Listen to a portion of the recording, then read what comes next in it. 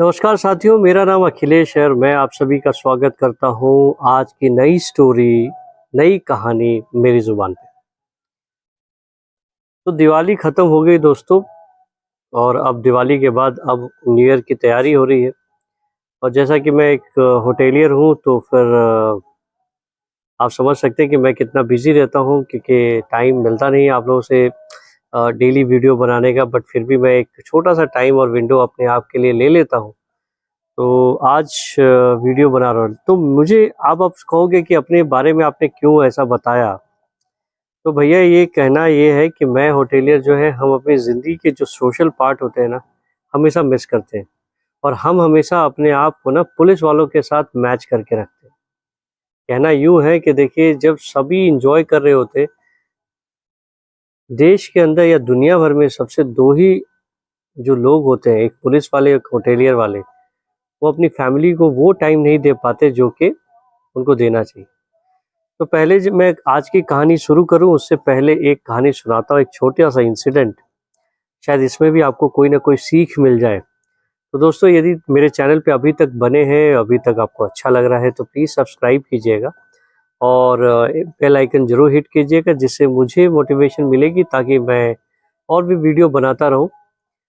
तो कहानी यूँ मेरठ की है। अब पुलिस वालों जैसे कहते हैं कि हवलदार जो पुलिस के जो नए लोकल जो छोटे पोस्ट पे होते हैं, उनकी नौकरी लगा दी जाती है ऐसे-ऐसे टाइम में कि उनके लिए फेस्टिवल कुछ होता नहीं है। तो यही बात हुई दिवाली के दिन, दिवाली एन्जॉय करना था लेकिन दिवाली के दिन ही एक पुलिस वाले की वैन में 5 लोग थे, कह सकते हैं एक साथ काम करते थे, उनकी नौकरी लगा दी जाती है कहीं रात को। अब इनको जाना था एक पार्टी में। अब पार्टी में जाना था तो पार्टी कैसे एन्जॉय करें? काम भी करना है और पार्टी भी एन्जॉय करनी है। तो इन्होंने एक प्लान बनाया।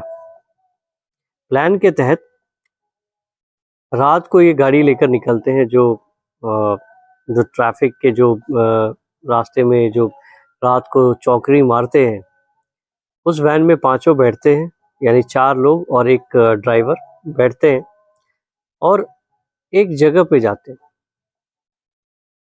अब जगह पे जाने के बाद शायद कुछ देर पहले एक जगह था और जगह पे जाने से पहले कुछ दूर पीछे ही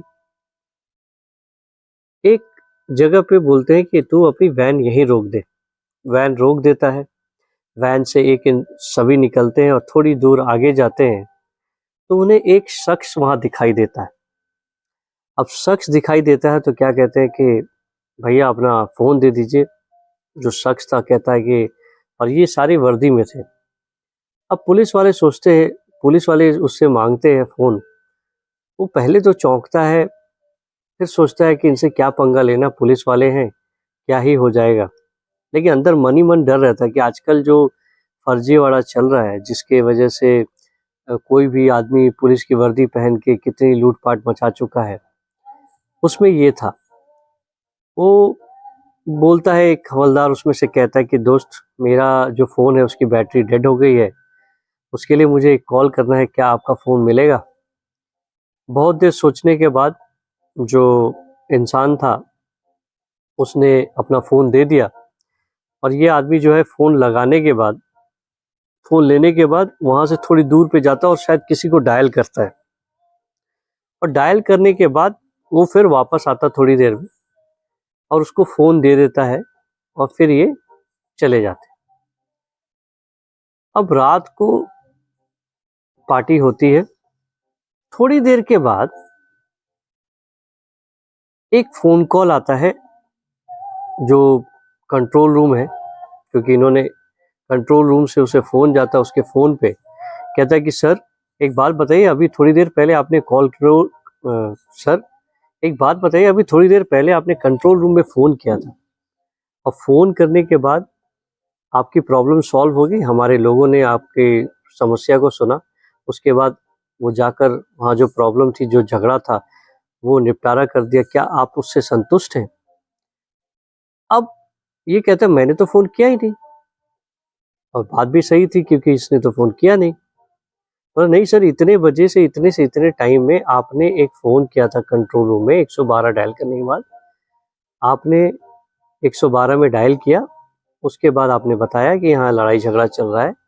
तो हमने वहाँ के पास के एक मोबाइल वैन था, उसको हमने कहा और वो जाकर उस झगड़े को निपटारा करने के बाद वहाँ से उन्होंने रिपोर्ट हमें दी और बोला ठीक है।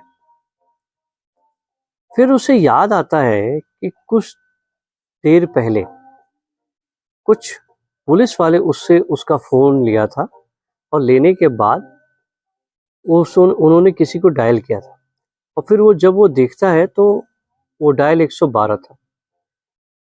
अब ये पूरी कहानी सुना देता है कि पुलिस वाले आए थे, पुलिस वालों ने मेरा फ़ोन लिया, उसके बाद उन्होंने 112 डायल किया और फिर मुझे फ़ोन लौटा दिया। अब होता यूँ है कि कोई प्रॉब्लम होती है तो जब आप 112 इमरजेंसी नंबर डायल करते हैं तो जो पीसीआर वैन होती है जो आसपास नज़दीक होती है, वहाँ उनके हर वैन पे ना एक जीपीएस लगा होता है और उस जीपीएस के थ्रू कंट्रोल रूम को पता चल जाता है कि आप उस लोकेशन के नज़दीक कौन सा वैन है। फिर उनको वो ऑर्डर मिलता है कि जाइए और उसको आप उस प्रॉब्लम को सॉल्व कीजिए and then you report back. इनसे ये गलती हो गई, जो पुलिस वाले थे इनसे गलती हो गई कि इन्होंने उस इंसान को ये नहीं बताया कि जब भी कोई कंट्रोल रूम से फ़ोन आएगा तो उनको ये बताना कि सब कुछ ठीक है, और उनसे ये गलती हो गई और ये फंस गए। अब कंट्रोल रूम ने एसपी साहब को ये बात बताई और एसपी साहब ने सोचा कि अब ये मामला बहुत संगीन है क्योंकि आप ड्यूटी के वक्त झूठ बोल रहे हो, 420 कर रहे हो। तो जो पीसीआर वैन को भेजा गया था उनके सारे हवलदार को बुलाया गया, उसको रिमांड में लिया गया और उन्हें जेल भेज दिया गया 420 की केस के तहत। कुछ दिन के बाद वो निकल आएंगे जमानत पे, लेकिन देखिए कि यदि आपको पार्टी करनी है मैं समझ सकता हूँ, लेकिन चालाकी से कीजिए। झूठ तो बोला आपने लेकिन झूठ पूरी तरह नहीं बोला। आप जब जानते हो कि निकलना कैसे है, आप you should have told that. तो यहाँ तो गलती हो। तो आज जो कहानी मैं आपसे कहने वाला था कि छोटी सी कहानी से पहले शुरुआत की मैंने और थोड़ा सा वेन्यू चेंज कर दिया मैंने क्योंकि रोशनी थोड़ी कम हो गई थी। तो आज जो कहानी सुनाने वाला हूँ एक ऐसा शहर जहाँ मैं पहले नौकरी कर चुका हूँ और करीबन मैंने और 18 साल करीब मैंने वहाँ 15 साल ताज के साथ था और करीबन मैंने 8 साल ना उस शहर में गुजारा। उस शहर की खास बात ये है, लोग बहुत अच्छे हैं, मतलब बहुत सिंपल, मेहनती। 23 अक्टूबर की कहानी है। एक जगह है जोधपुर के अंदर। वहाँ एक इंसान जिसका नाम था गुलामुद्दीन, वो अपने घर के बाहर जेसीबी मंगवाता है और सडनली जेसीबी आता है और दिन के वक्त में ही वो घर के सामने, ठीक अपने घर के सामने एक गड्ढा खुदवाता है और जेसीबी आती है। जेसीबी करीबन 10 फीट गड्ढा खोदती है, उसके बाद जेसीबी चली जाती है। अब 10 फीट दिन में गड्ढा खोदा हुआ, लोग देख रहे हैं कि गड्ढा क्यों खोदा जा रहा है, लेकिन कोई हिम्मत नहीं कर रहा है गुलामुद्दीन से पूछने की कि क्यों गड्ढा खोदा जा रहा है, क्योंकि वो अपने घर के सामने खोद रहा है, उससे किसी को लेना देना क्या है। लेकिन लोग की जिज्ञासा जरूर थी कि सामने से गुजर रहा कोई जेसीबी आता है और वो पूरा 10 फीट का गड्ढा खोद के चला जाता है। उसके बाद 23 अक्टूबर, 23, 24, 25 अक्टूबर वो गड्ढा वैसे ही रहता है। वहीं से कुछ दूर पे एक ब्यूटी पार्लर था और उसकी मालकिन जो थी डेली अपने घर से ब्यूटी पार्लर जाती थी और डेली अपना काम वाम निकालने के बाद, जिसका नाम अनीता चौधरी था और उनकी शायद उम्र करीबन 25 साल की होगी।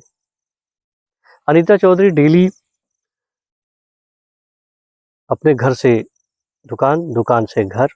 लेकिन अनीता चौधरी की एक खास बात थी, अनीता चौधरी पहनने ओढ़ावे में बहुत शौकीन थी। उनका काम भी बहुत अच्छा चलता था और ब्यूटी पार्लर में कोई कमी नहीं थी। अच्छा खासा पैसा कमाती थी घर से भी। और उनका एक शौक हुआ करता था कि वो गहने बहुत पहनती थी, क्योंकि उनका शौक था। और जब भी वो काम पे जाती या कहीं भी जाती तो दुनिया भर के गहने लाद लिया करती थी। अब जो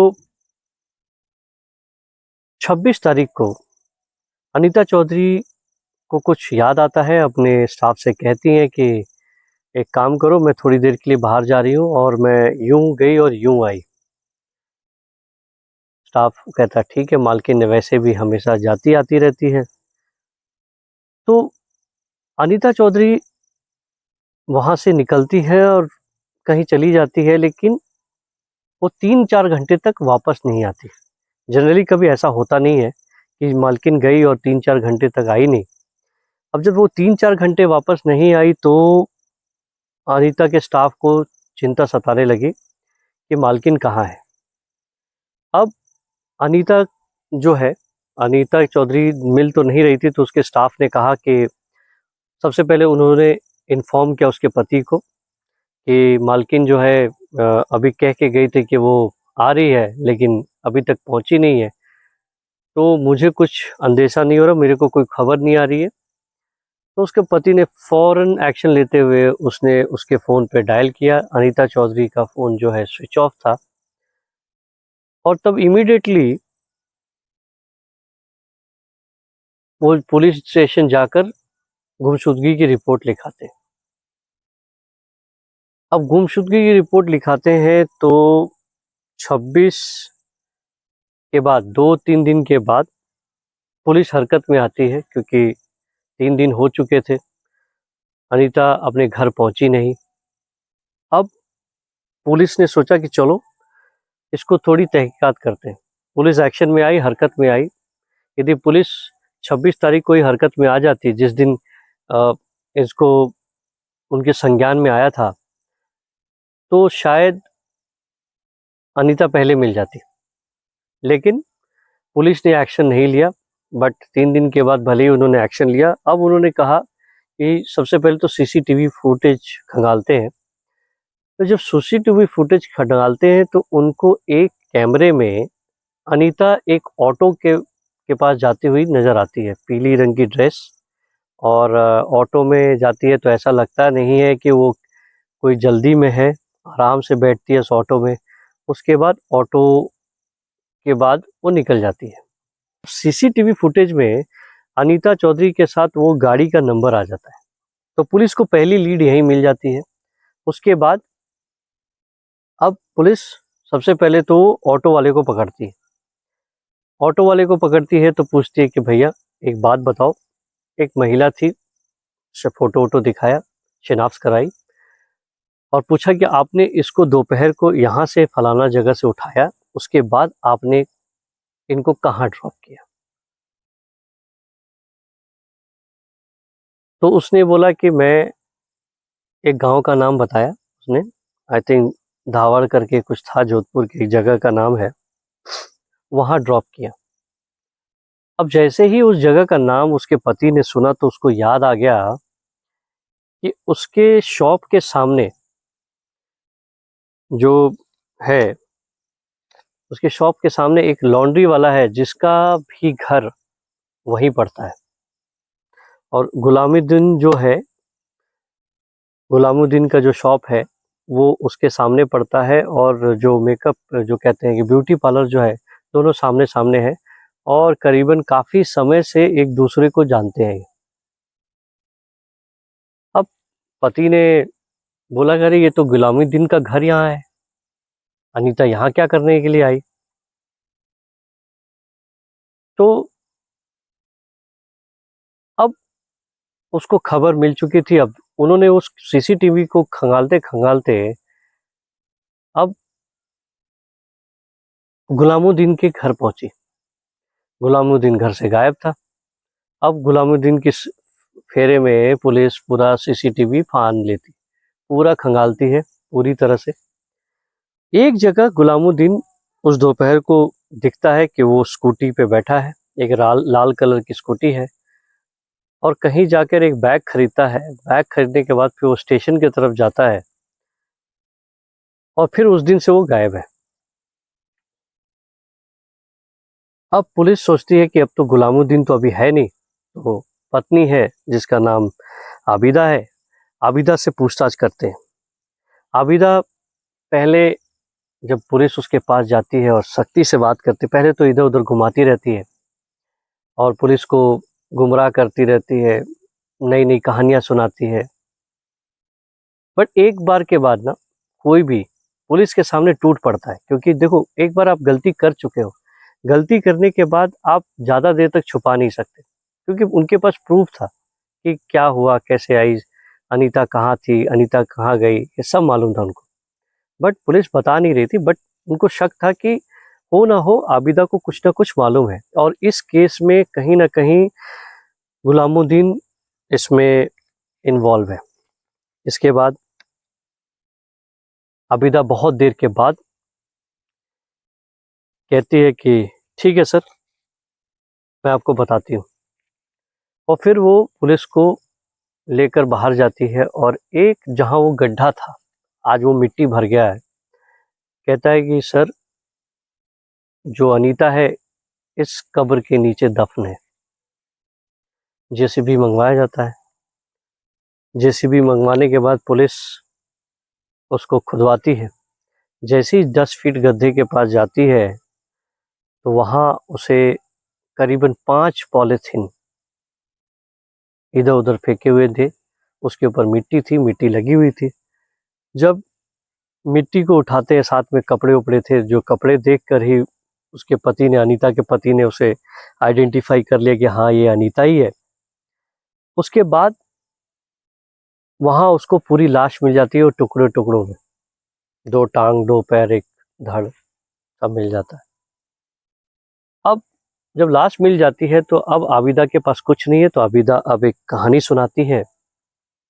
आबिदा कहती है कि मेरे पति की दुकान और अनीता की दुकान सामने सामने है, और आ, और गुलामुद्दीन की आदत इतनी गंदी हो गई थी, उसे जुए की लत लग चुकी थी, और जुए में की लत लगने की वजह से गुलामुद्दीन के ऊपर करीबन 12 लाख का कर्जा हो चुका था, जो हमारे लिए वापस करना, हम जैसे लोगों के लिए नामुमकिन हो चुका था। बट गुलामुद्दीन की नज़र एक दिन अनीता के ऊपर पड़ी, और वो हमेशा नोटिस करता था कि आबिदा जो है गहने पहनने की शौकीन थी, और वो हमेशा गहना पहनती थी, और इतना गहना पहनती थी करीबन अच्छा खासा होता था। एक दिन गुलामुद्दीन अपने घर आता है और आबिदा को बिठाता है अपने पास, और फिर अपने प्लान के बारे में बताता है कि आबिदा, एक काम करते हैं, हमें ऐसे यूं तो मिलेंगे नहीं, हमें इसे चुराने पड़ेंगे। चुराएंगे कैसे? तो जो मालकिन है अनीता के बारे में बताता है कि बहुत गहने पहनती है, एक बार उसकी हत्या कर देंगे और फिर किसी को कानो कान खबर नहीं होगी, और उस गहने को हम बेच कर अपने कर्ज को चुका देंगे और कुछ पैसे बच जाएंगे, उससे ज़िंदगी चल जाएगी हमारी अच्छी खासी। और प्लान भी ऐसा ही था। एक दिन, क्योंकि ये पड़ोसी थे काम के लिए, उसने अनीता को फ़ोन किया, गुलामुद्दीन ने अनीता को फ़ोन किया। एक दिन गुलामुद्दीन ने मौका देखकर अनीता को फ़ोन किया, और जिस दिन अनीता वहाँ से निकली थी, वो फ़ोन आया था तभी निकली थी। तो गुलामुद्दीन ने अनीता को अपने घर बुलाया। अनीता को कुछ मालूम नहीं। उस दिन आबिदा गई, सॉरी, उस दिन अनीता घर पहुंची। घर पहुंचने के बाद एक गुलामुद्दीन घर पे नहीं था, आबिदा घर पे थी। कुछ पीने को दिया, पीने के वक्त उसमें कुछ नशीली पदार्थ मिला दी। उसके बाद अनीता बेहोश हो गई। बेहोश होने के बाद दोनों मिलकर उसका गला दबाते हैं, उसे मार डालते हैं। मारने के बाद उसे टुकड़े टुकड़े करते हैं, फिर पॉलीथीन में बंद करके उसी गड्ढे में रात को दबा देते हैं और चुपके से उसको भर देते हैं। अब जब लोग सुनते हैं कि अनीता अब नहीं रही, लेकिन एक गलती उससे हो गई थी। जिस दिन अनीता को उसने बुलाया था, उस दिन अनीता ने जेवर जो है नाम मात्र पहने थे। शायद हो सकता है उसे मन ना किया हो, कुछ और बात हो, बट अनीता ने उस दिन गहने नहीं पहने थे। गुलामुद्दीन चाहता तो अपने प्लान को बदल सकता था, लेकिन प्लान क्यों नहीं बदला ये अभी तक पता नहीं। क्यों ऐसा हुआ, क्यों उसने कत्ल की? यदि गहने कम थे तो उसका तो पर्पस सॉल्व नहीं होता, फिर भी उसने अनीता को क्यों मारा? अब आबिदा ने अपने सब एक्सेप्ट कर चुकी है। आबिदा अभी जेल में है। जिस दिन गुलामुद्दीन पकड़ा जाएगा, अभी तक गुलामुद्दीन पकड़ा नहीं गया है, तो मेन अभियुक्त जो है गुलामुद्दीन है। और जिस दिन गुलामुद्दीन जोधपुर के जेल में पकड़ा जाएगा उस दिन पता चलेगा, उस दिन हम तुम्हें आपको वापस वो कहानी सुनाएंगे। तो दोस्तों, यदि आपको मेरी कहानी पसंद आई हो, please do like, share and subscribe. Subscribe तो दोस्त जरूर करना, और जब मैं जो भी कहानी सुनाऊँ आप उसको ज़रूर प्यार से पूरी तरह सुने। हो सकता है कि मेरे कहने में कुछ त्रुटि हो जाए, फंबल हो जाए, क्योंकि मैं प्रोफेशनल तो हूँ नहीं। कोशिश कर रहा हूँ कि कैसे भी अच्छा कर सकूँ। तो मिलते हैं अगले वीडियो में, तब तक के लिए अलविदा, शब्बा खैर, थैंक यू सो मच।